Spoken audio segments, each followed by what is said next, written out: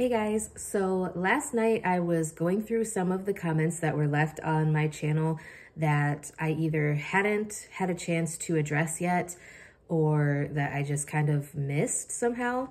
And so I took screenshots of the comments and I wanted to address some questions that you guys left in the comments. Again, I'm sorry that I either overlooked these comments or questions or just haven't had the chance to address them yet. So I wanted to address as many as I can in this video. I'm gonna try not to get super long-winded or off track because I know that sometimes I can get on a tangent and it's not real fun for anybody because I get talking and off track.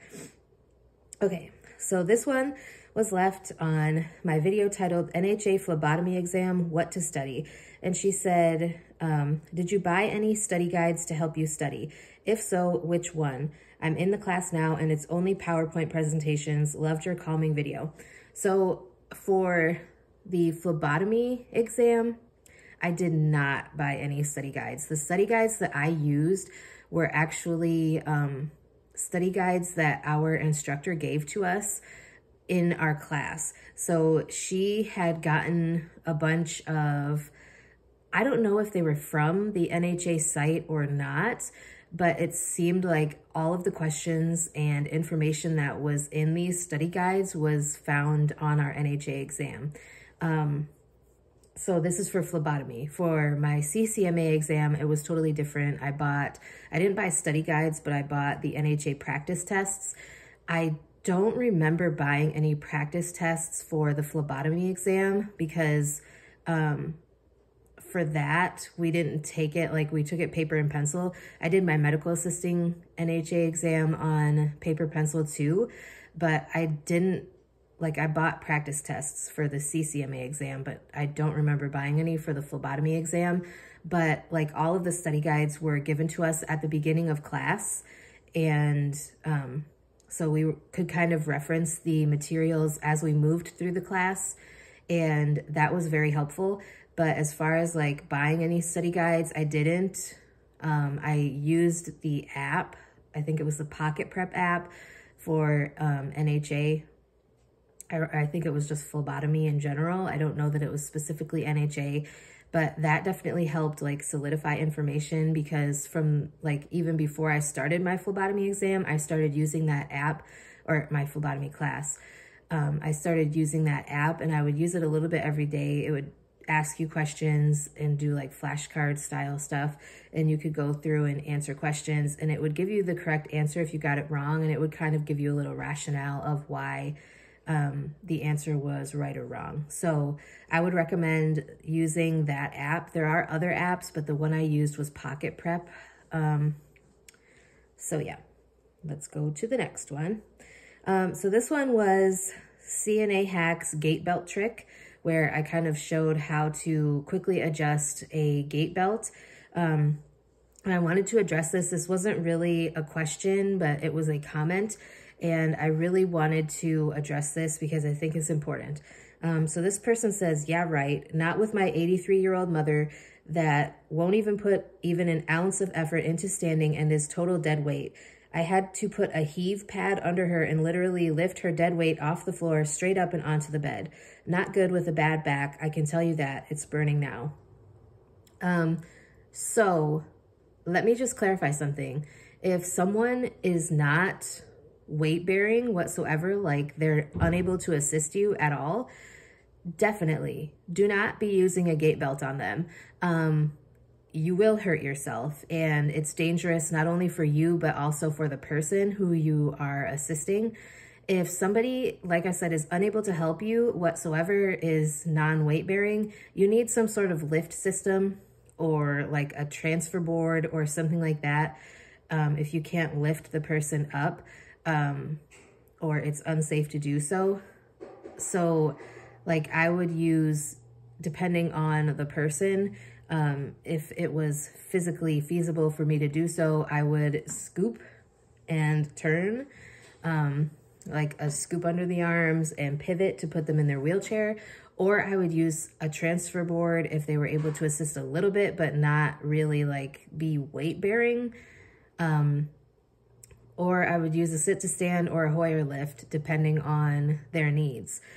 Because obviously with a sit to stand, they kind of need to be able to hold on as you're raising the bars there. But with a Hoyer, they don't need to assist whatsoever. So I definitely would not recommend, like, from the sounds of it, this person's mother is not like weight bearing at all, unable to assist with transfer. I would recommend not using a gait belt. Because like I said, you will hurt yourself. You could potentially hurt the person that you're trying to help. And it's just an overall unsafe situation. Okay, so this was left on things I wish I knew before becoming a phlebotomist. Somebody said, it's not what you know, it's who you know. Also, pay is not that great either. And this is the question I really wanted to address, or the comment, I should say. It's not really a question. Been an MA for 6+ years, MA being medical assistant. Never been hired as a medical assistant. Everyone here in California wants 2 years experience and to be bilingual. Also, hospitals don't hire medical assistants, just mostly private practice and general medicine. Not even nursing homes, they only hire CNAs. I just wanted to say that here in Michigan, that is not true. When I first became certified as a phlebotomist and as a medical assistant, I lived in Northwest Indiana, but I currently live in the Upper Peninsula of Michigan, and I recently got hired in a hospital as a medical assistant. It is within like our community clinics, so it's kind of like we have specialty clinics, and we also have internal medicine, family medicine, general practice, but we also have an urgent care, and I kind of cover everything everywhere. I don't necessarily have a permanent, like, you're with this doctor or this provider. I kind of go all over the place. There are other states, I should say, too, that will hire medical assistants to work in nursing homes. It just kind of depends on the state and like what part of the state sometimes, and how dire their need is for healthcare professionals. Because medical assistants are able to like pass meds and do other things that a CNA is not really able to do. And I should say, like, pass meds is not necessarily what you would be doing in a nursing home, kind of depending, because I know like you need to have a med tech or a QMA certification to do things like that in nursing homes a lot of the time. But there are nursing homes in other states. I can't remember which states exactly, because it's been so long since I have seen those job postings when I was kind of looking all over the country for medical assistant positions. But they will hire you to pass meds and to kind of help with different basic wound care type stuff, like changing dressings and things like that. Things that you would be able to do under your scope of practice as a medical assistant within a normal clinical setting. And I will tell you that a lot of places do look for experience, and I have noticed that a lot of medical assistant jobs are asking for someone to be bilingual, but I would just say keep applying. Like I said, I got certified as a medical assistant in 2021. It's 2023 as I'm filming this, and I just now got my very first job offer as a medical assistant. I only worked on a volunteer basis as a phlebotomist, so I can't really give you advice there because nobody ever wanted to hire me.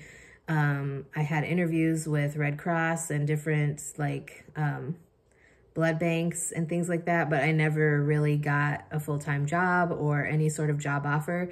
So I worked at a blood donation center on a volunteer basis, but that wasn't enough experience for them. I only worked there for a few months, but it wasn't enough experience for me to get a phlebotomist job anywhere else. So I would say if it's what you really want to do, keep applying. You will eventually find someone who's willing to give you a chance. I wish that more people would be more open to giving newly certified people a chance. Like, we have to get experience somehow. And if you don't ever give us the chance to get experience, how are we supposed to do that? So, yeah. Anyways, I feel like this video is long enough, so I'm going to stop there. I will make another video probably right after this one, addressing some more of the questions and comments that I got. So stay tuned for that if you're interested. Thank you for all of the questions and comments that you guys leave. I definitely appreciate it. I do apologize that it seems to take so long for me to respond to your comments or answer your questions sometimes. It's not purposeful. It is because I have such a backlog of videos that I've already filmed and I want to upload them in chronological order. So I do apologize for, like I said, such a delay, but I will get to your questions. So please don't give up on me. Anyways, I hope you guys are having a wonderful day and I'll see you again tomorrow.